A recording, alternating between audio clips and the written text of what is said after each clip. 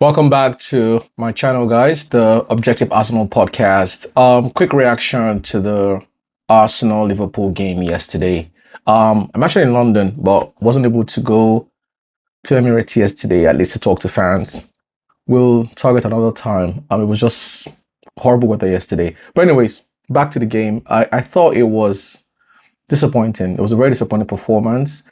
I'm going to try to talk about the positives and the negatives. I want to start with the negatives. It was a weird game. It was a really weird game. The first half, I thought we were okay, but again, there was no purpose, real purpose. We had like half chances, no clear-cut chances. We really need to start.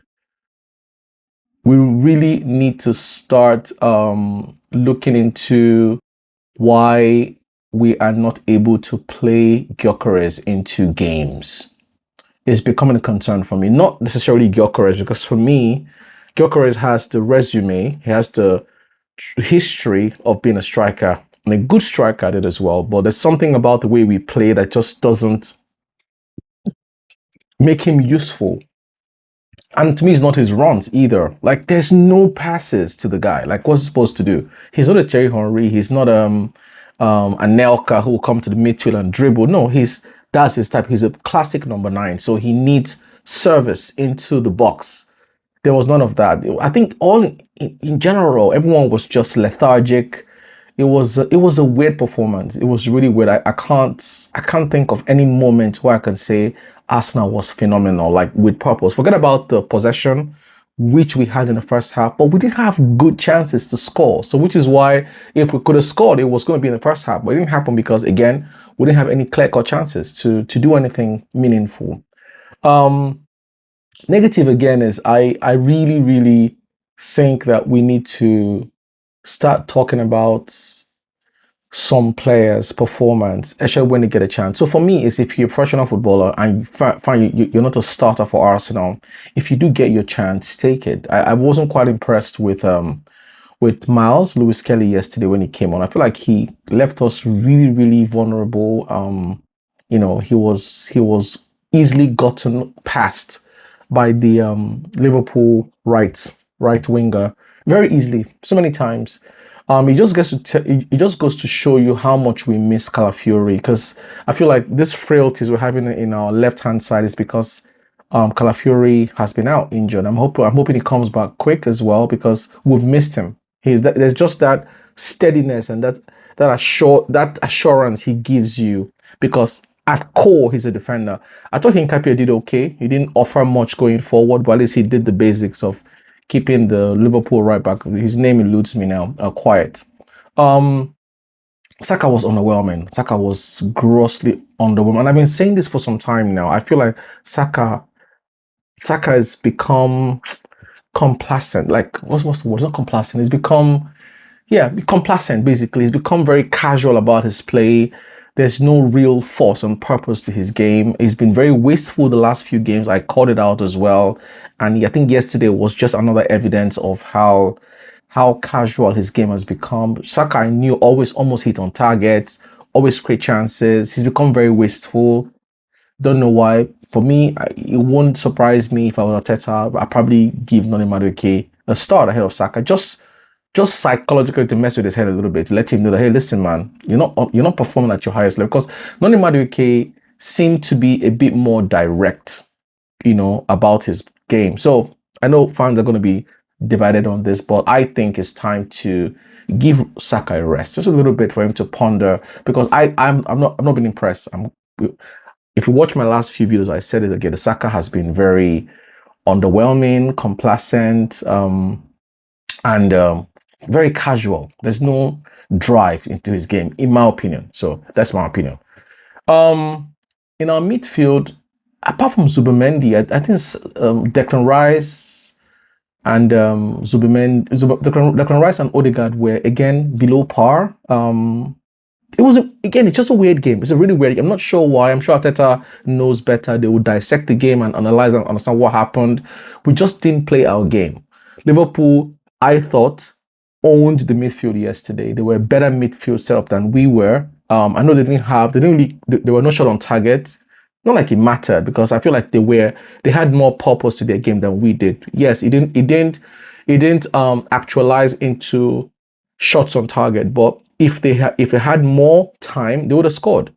But yeah, it was again. Maybe you know better, guys. Let me know how you feel about the game. I thought it was a very weird game. It was a very, very strange performance by Arsenal. But every now and then, these things happen. It happens. I remember the game again at Old Trafford this season, where even though we won that game, we couldn't play. As if something like every player has something tied to their leg that's preventing them from playing. That's how this game felt. But kudos to Liverpool. I felt everyone wrote them off to lose this game, but they performed. They had a good show for themselves, and I'm hopefully can spark something for them this season, maybe for to cement top four because they are definitely not winning that league. Now, in terms of the positives is that obviously we didn't lose. We're still 6 points ahead of City, which I think is actually going to grow. Look, I never saw this game as the game. City will drop more points just because again their defense is weak. It's very, very weak, and now it's even gotten weaker with the fact that two of their central defenders are injured, and everybody else is rusty in defense. So they're gonna drop more points. I knew they're gonna drop points to Brighton, because when I saw the defense, I'm like, not Brighton. Brighton is a very good team. If you need to be 90% focused to play Brighton, we had the same issue. They're a very good team. If you sleep for a second, Brighton will score, and that's what happened to them. And Brighton should have won that game. So City, not worried about City. City will drop more points, like more shocking points.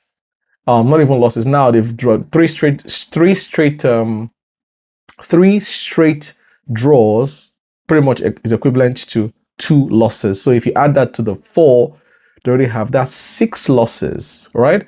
I know it's not confirmed yet in terms of because they're not losses, but yes, they are technically losses. So if you look at it, this going back my initial theory that you need not lose more than 6 games. Basically, if you lose more than 6 games, you don't win the league.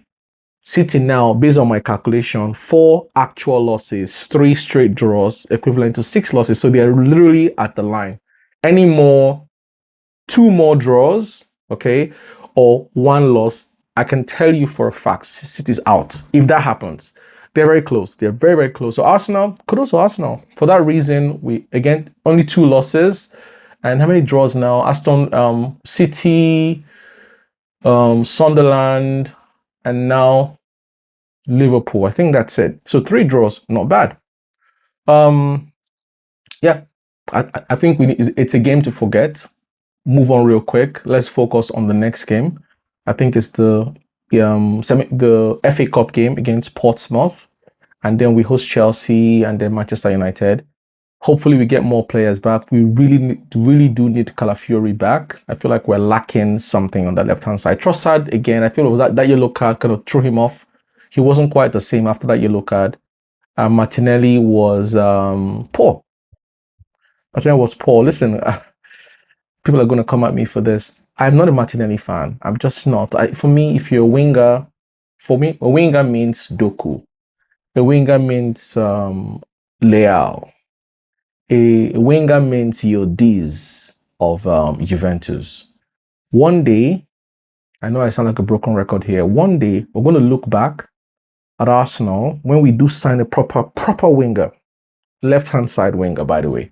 When we sign a proper winger, we're going to look back like shit, what were we thinking? Why didn't we do this since?